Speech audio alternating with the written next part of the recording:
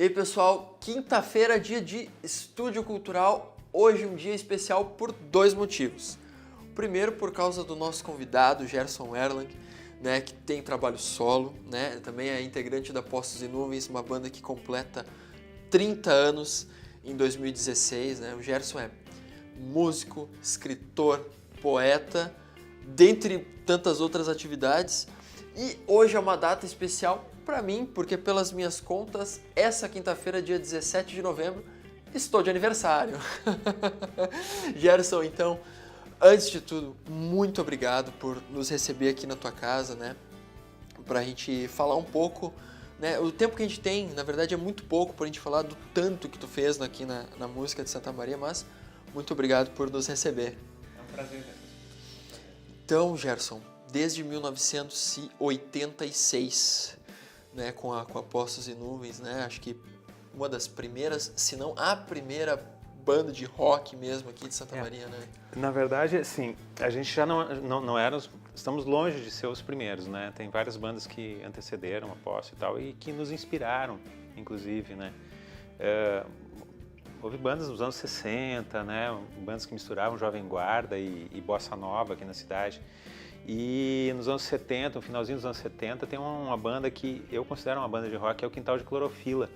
O Quintal de Clorofila é um duo acústico, instrumental, que está bem conhecido, assim, eu diria que mundialmente, assim, o único disco que eles gravaram em 1984, ele se difundiu, assim, né? É uma raridade da internet e tal. E eu vi o Quintal de Clorofila tocar muitas vezes, assim, bem piá, quando eu vim morar aqui em Santa Maria, né? E rola a lenda, inclusive, que o Quintal de Clorofila morou nesta casa aqui, antes de eu morar aqui, né? Então, o local mais que histórico na música de Santa Maria. E houve várias outras bandas. E desde aquela época, Gerson, vocês já estavam com a proposta de fazer o rock progressivo mesmo, né? Sim, dentro das condições que a gente tinha. Era um trio, então era mais inspirado em Rush ou alguma coisa assim do que... Rush é uma maior referência, né, de power trios para o rock progressivo. E daí, com o passar do tempo, a gente teve a possibilidade, né, de ir colocando outros integrantes e tal, e a banda foi encorpando sonoramente com teclados, depois com flauta. O Edgar entrou na banda, o Edgar Sleifer, né? Depois violino, a Iva Giraca. Então o pessoal foi encorpando a banda, até virar um sexteto, né? Que foi a formação final, assim, da banda. Gerson, eu ia guardar essa minha pergunta um pouquinho para mais tarde, né? Mas como tu já deu a deixa, assim, eu sempre, às vezes, eu tenho amigos músicos, né? Eu conheço alguns músicos, já tive a oportunidade de conversar com inúmeros músicos aqui da cidade. E a minha curiosidade sempre foi a respeito da composição. Quando é que a gente sabe que a música está pronta, né? Ainda mais, eu acho que é mais difícil, ou diria mais fácil, com aspas enormes, para o pessoal que faz aquela música mais convencional, né? Entre 3 a 4 minutos, né? Para ter um material mais redondo. O rock progressivo é um estilo, né, que ele se deixa levar. Não, é mais difícil fazer assim, ok, essa música tá pronta. Depende muito no estilo. Depende de muitas coisas, eu acho. Depende da época, porque uma música que, pra mim, aos 18 anos, ela estava pronta, hoje eu ia achar longe dela estar pronta, né? Mas aos 18 anos eu chegava no ponto, não, tá pronto, é isso aqui, né? Hoje eu já ia pensar de uma forma completamente diferente, ia querer colocar outros instrumentos, outras coisas, né? Ou não sei. Fazer Depende. uma outra forma A arte, de uma forma geral, seja literatura, seja artes plásticas, seja música, ela tem regras próprias, né? Que é uma regra interna, você vai compondo, vai sentindo, que legal, isso aqui tá interessante assim, né? Eu posso colocar, sempre tem a possibilidade, eu posso colocar mais um instrumento, eu posso fazer o solo assim, ou assado, né? Mas chega num ponto que diz, não, tá legal assim, é assim que eu quero ela, né? Sempre tem a possibilidade daqui a alguns anos você rever aquilo, fazer um outro arranjo, gravar de outra forma e tal, né? Mas tem uma lógica interna para aquele momento ali, né? E Gerson, né, o rock progressivo, né, é uma música de difícil de gestão, né? Ela tem progressões, né? Até como o próprio nome diz, ela tem progressões e tem variações de ritmo, variações de cadência, né? E exige muito do músico, né? Principalmente. o que veio primeiro? O Gerson que resolveu estudar música para fazer esse tipo de som, ou o Gerson que fez esse tipo de som porque ele já tinha toda a base teórico-prática e pensou, ok, agora eu tô preparado para fazer um som mais complexo? O que veio primeiro foi o ouvinte, né? Bem piá, desde muito criança, assim, ouvi, eu diria que lá pelos 10 anos, por aí, eu ouvi, assim, algo que eu ouvia repetidamente, assim, meu pai até quase os 8 anos de idade, eu não tinha aparelho de som em casa. Meu pai tinha um toca-fita no carro, alguma coisa assim, sabe? Então não tinha essa possibilidade de estar ouvindo, então ouvia coisa de rádio, ouvia tudo que aparecia. Mas quando eu passei a ter essa possibilidade, porque eu comecei a incomodar muito meu pai para comprar uma vitrolinha, uma coisa, e ter algum disco e poder escolher, eu comecei a ver que eu gostava de um determinado estilo, assim, que eu não sabia o nome, né? Eu gostava de rock e gostava de um estilo que eu não sabia o nome. Daí comecei a compilar aquilo e perguntar para as pessoas, porque também você não tinha aula de rock em lugar nenhum, né? Aí eu perguntava para um amigo e tal, o que é isso, né? O que é isso?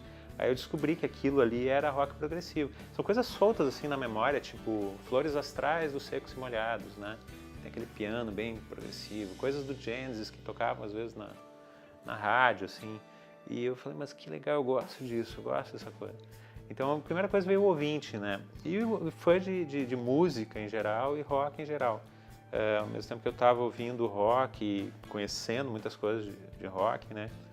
Eu estava ouvindo música clássica também, porque meu pai comprava discos depois, né? Quando eu estava aí com uns 11, 12 anos, começou a comprar discos de música clássica, então eu tive acesso. E imerso também na cidade, em tudo que estava acontecendo, assim. Daí você pergunta, mas o que estava acontecendo, né?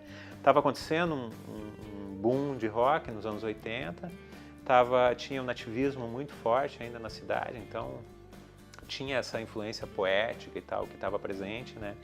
E sempre teve a universidade, teve a orquestra, então tudo isso era um meio aqui, né? Sem precisar da televisão, sem precisar de nada que estava acontecendo fora de Santa Maria. E quando eu comecei a compor, eu pensei em trazer isso. Isso era engraçado até dentro da cena do rock na cidade. Porque o rock na cidade às vezes tinham bandas assim, identificadas com heavy metal ou com aquela geração ali já do Legião Urbana, né? Mais pop, assim. E daqui a pouco eu estava lá tentando criar um troço que não era nada disso. Eu não estava tentando imitar uma banda que existia porque eu queria... eu não queria cantar em inglês, eu queria cantar em português, né? Eu queria que a letra tivesse determinadas características poéticas e tal. Então eu não estava seguindo uma onda muito... talvez os meus contemporâneos ali não estivessem entendendo muito bem o que final eu estava tentando fazer, né? Mas eu diria que talvez uma coisa que eu me orgulho, assim, do trabalho da Postos e meu, né, que virou depois também meu trabalho, é a questão de sempre ter acreditado numa linha, assim, numa ideia de música, né? E seguir essa ideia, é uma visão, assim, né, desde muito cedo. De uma certa forma, uma visão um pouco visionária, levando em conta, né, que estávamos em Santa Maria, né, não tínhamos internet que nos possibilitava, né, conhecer outro tipo de som, né, outras bandas, né, a gente estava muito limitado a... É um pouco da TV, mas muita gente não sabe, a TV em Santa Maria nos anos 80 pegava a RBS, né, e muito mal alguma outra coisa, né, então não tinha cabo e tal, né. Então, claro, você fica muito mais limitado em termos de... Depois vem vídeo e tal, né? Começa a ter o videocassete e tal, você pode ver shows, algumas coisas, né? Mas mesmo assim era considerado como o que hoje você tem à disposição, assim, num clique na internet, era... quando saía um vídeo de uma banda e era colocado na locadora para alocar... Era um evento. Era um evento. Literalmente toda a cidade, todos os roqueiros da cidade iam lá e passavam por aquela fita, né? Viam aquele vídeo. Influenciava todo mundo, né? Então, talvez a internet tem uma questão, né? Que ela é muito legal, mas ela acaba diluindo também, às vezes, essas influências. Porque o impacto de uma coisa, quando ela é única, assim, para toda uma geração... ela é muito maior. E quando você tem tanta coisa para ver que se diluem as influências, né? Bom, falando em tocar então, Gerson, né? Vamos de música agora? Vamos lá então, a gente vai de música com o Gerson e logo mais tem Estúdio Cultural, depois do intervalo. 1 minutinho, a gente já volta.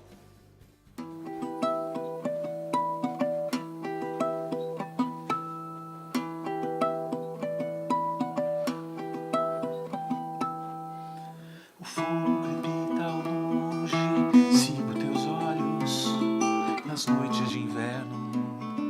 O fogo crepita aos meus pés, revela o relevo interno, dançando em nós.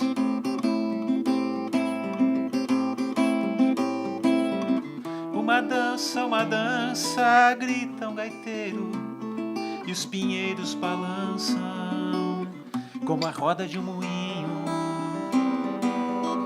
dançando em nós, como a roda de um moinho, dançando em nós. E o riacho que corre como o tempo replaneja na fonte, e o fogo crepita, dançando em nós, e o fogo crepita, dançando em nós.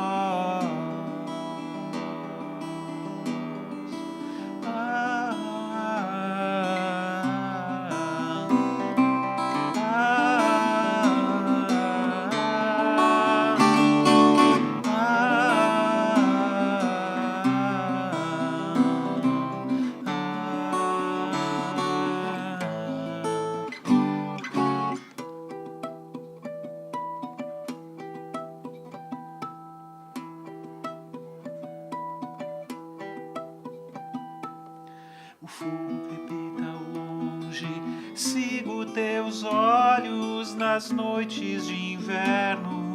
O fogo crepita aos meus pés, revela o relevo interno, dançando em nós.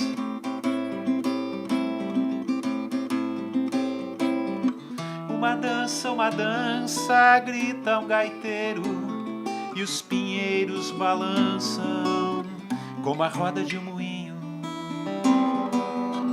dançando em nós, como a roda de um moinho, girando em nós.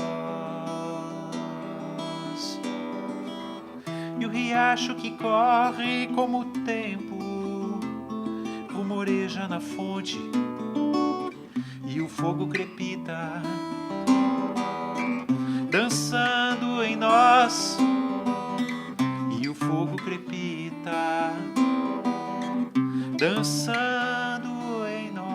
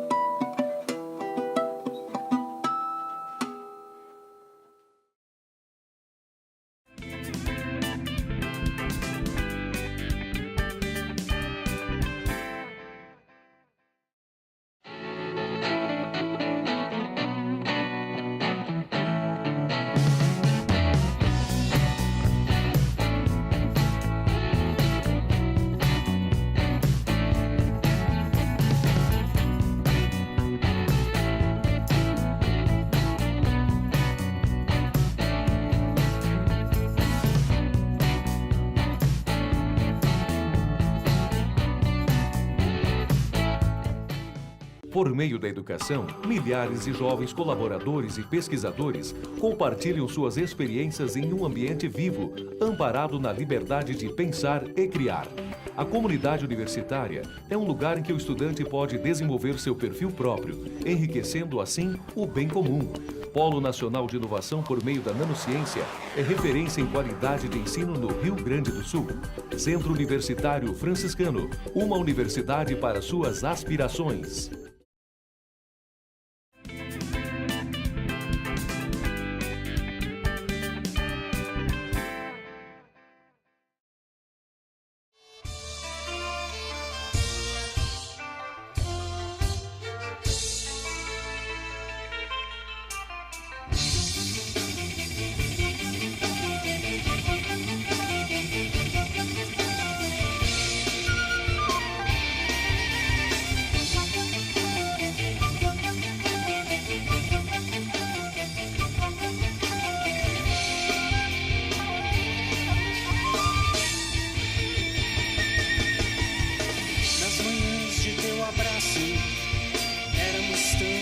Mas éramos uns tontos que entrávamos na manhã desprevenida. Cada canto de campo ou mato era lenha de nossos sonhos. Não queríamos mais nada além da serra embriagada de perfumes e floradas.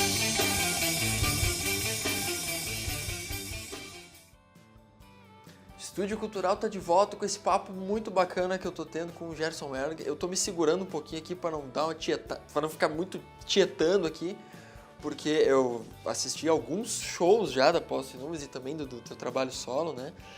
Infelizmente não estive presente no show, que também foi a gravação do DVD da Posse Nuvens no México. Um festival no México, se não me engano, não vou lembrar o nome do festival.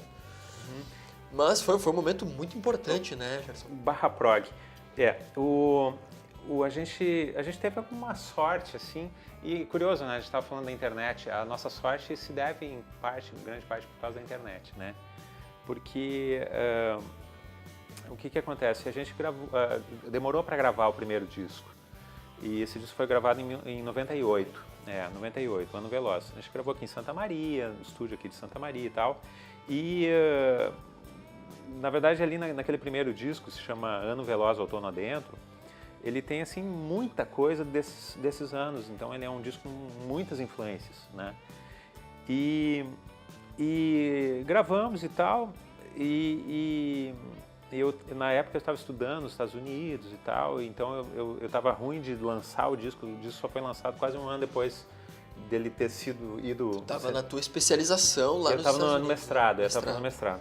E aí, quando eu retornei, o pessoal do estúdio me ligou e disse: Gerson, não tem mais discos aí, porque o estúdio tinha ficado com uma parte boa dos discos, assim. Aí eu achei coisa mais estranha, como o estúdio me pedindo mais discos, é anormal, né? E aí eu não tenho, tá? Vendi pro estúdio alguns discos e tal. E aí achei aquela história muito estranha, assim, né? Aí passou mais alguns dias, eu entendi que havia um produtor no Rio de Janeiro que tinha uma gravadora de rock progressivo, o Léo Naum, né? E uma gravadora chamada Rock Symphony, especializada em rock progressivo, que estava crescendo muito, assim, né? No Brasil e tal, e que tinha descoberto o disco da gente. E como no disco não tinha um endereço meu e tal, tinha o do estúdio, eles entraram em contato com o estúdio. E aí o estúdio meio que não nos avisou e tal. E aí, daí ele passou então a comprar direto da gente os discos e tal. Só que daí foi se esgotando rapidamente. E aí eu descobri eu perguntei, tá, mas onde é que tá indo? Não, a maior parte está indo para fora do país. Né? Então aquilo foi muito inusitado, assim. Porque a gente era uma banda cantando em português no interior do Brasil, né? Interior do Rio Grande do Sul, e que daqui a pouco estava sendo mandado para fora. O Japão adora rock progressivo. Adora. E aí, daí, bem, a coisa foi tão estranha assim que por exemplo, eu estava terminando o meu mestrado nos Estados Unidos, faltava um mês para eu retornar, e eu tinha uma viagem, eu queria conhecer a Europa e tal, não conhecia até então, e tinha uma viagem marcada que eu ia passar rapidamente por Paris e por Londres. E aí o Léo me liga e diz assim, não tem como tu levar uns discos para Paris, né? Daí eu falei, até dá. Aí eu lembro que eu ocupei um espaço da mala lá para levar 3, 4 caixas de discos para entregar para uma gravadora francesa, né? Então eu fui ainda, a gravadora não ficava em Paris, ficava em Metz, que fica no norte da França. Eu lembro de ter ido para Paris, no correio, lá de manhã, com aquelas caixas, me livrar do peso para botar no correio em Paris para mandar para Metz, né? E esse contato com essa gravadora francesa é uma das maiores gravadoras de rock progressivo do mundo, né? Não só de progressivo, mas também música de vanguarda e tal, que se chama Musea, né? Então aquele disquinho gravado aqui em Santa Maria e tal, daqui a pouco estava lá sendo distribuído pela Musea.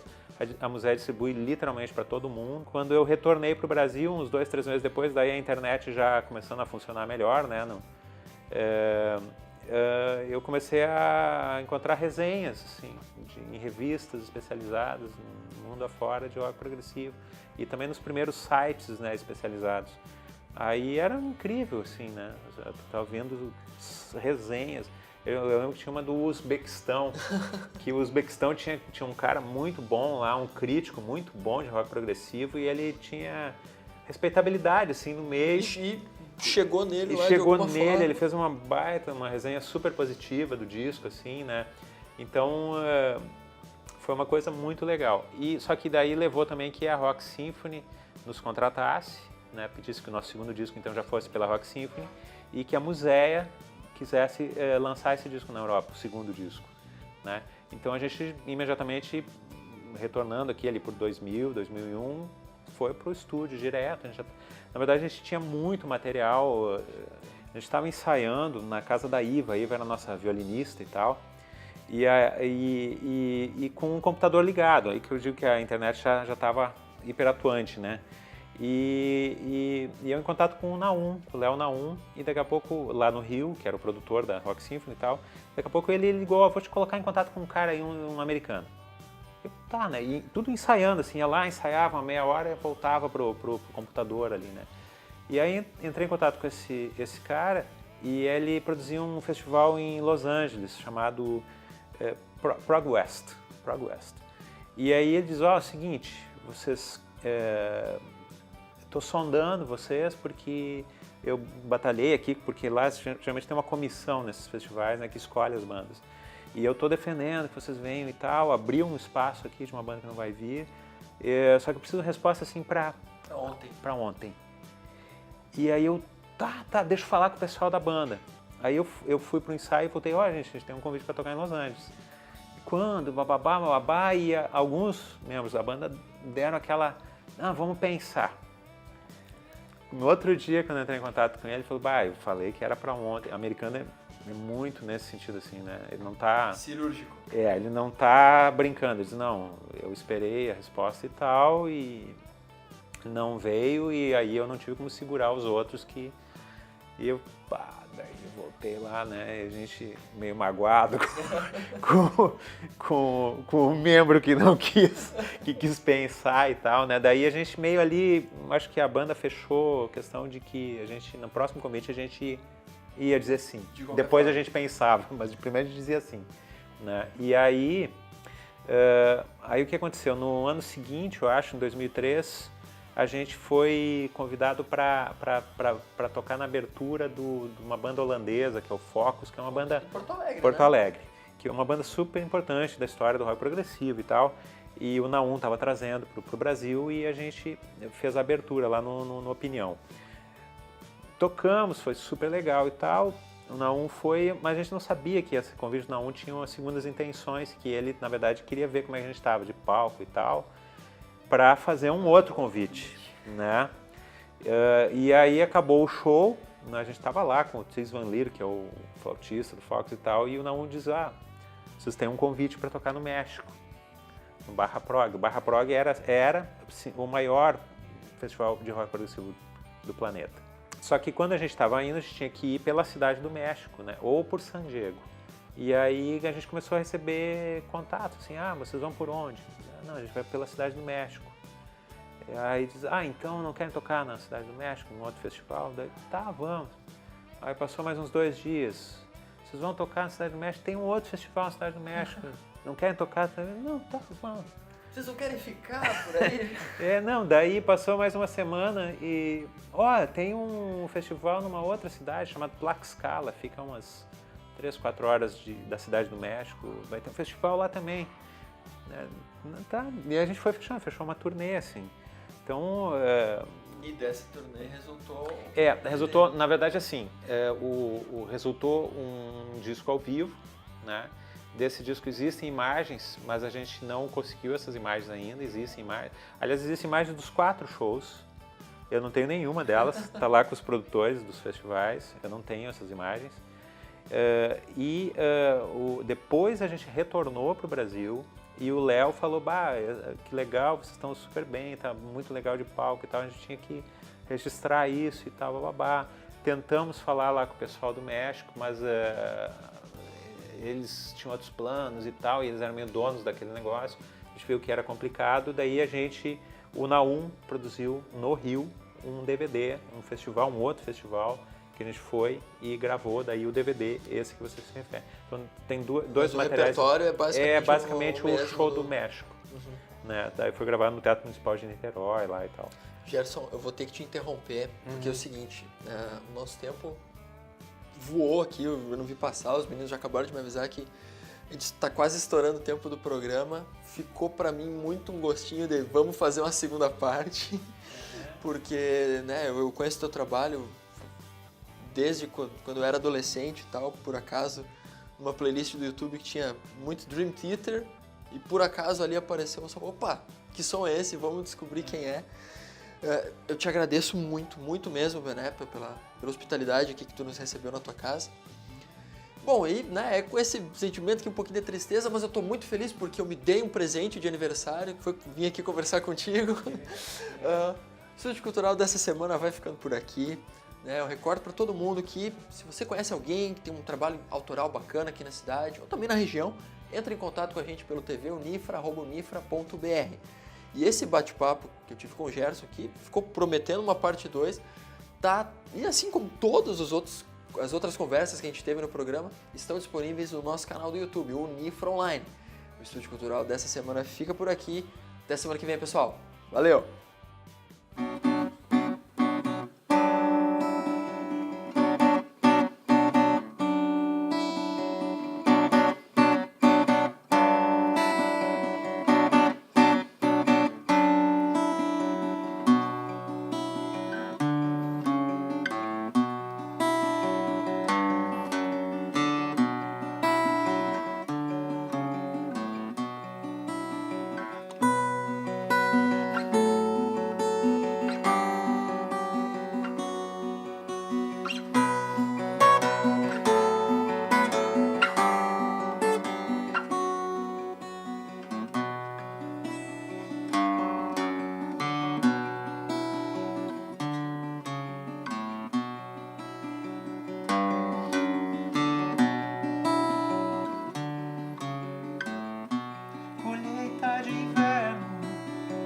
cores não vêm mais, colheita de inverno, as cores outonais.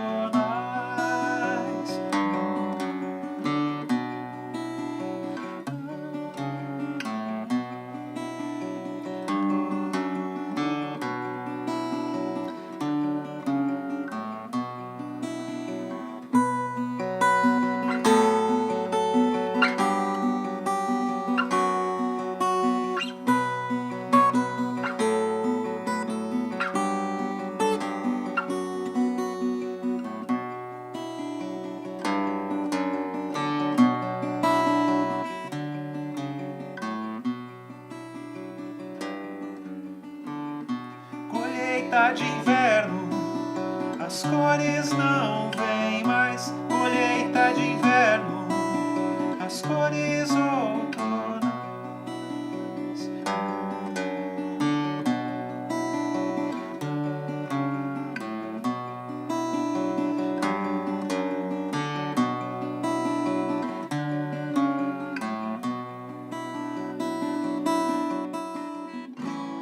Vaga a cinza das horas, a eterna questão, as folhas de outono passado no chão, passagens do tempo, inverno e verão, a angústia das horas, o amor em vão.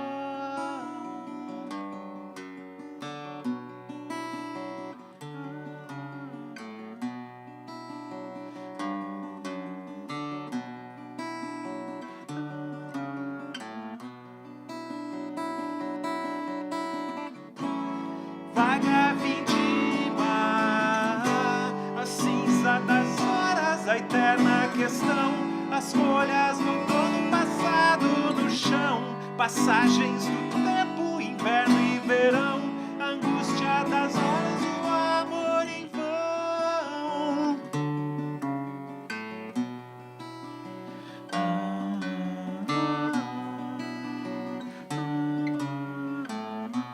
Colheita de inverno, as cores não vêm mais. Colheita de inverno, as cores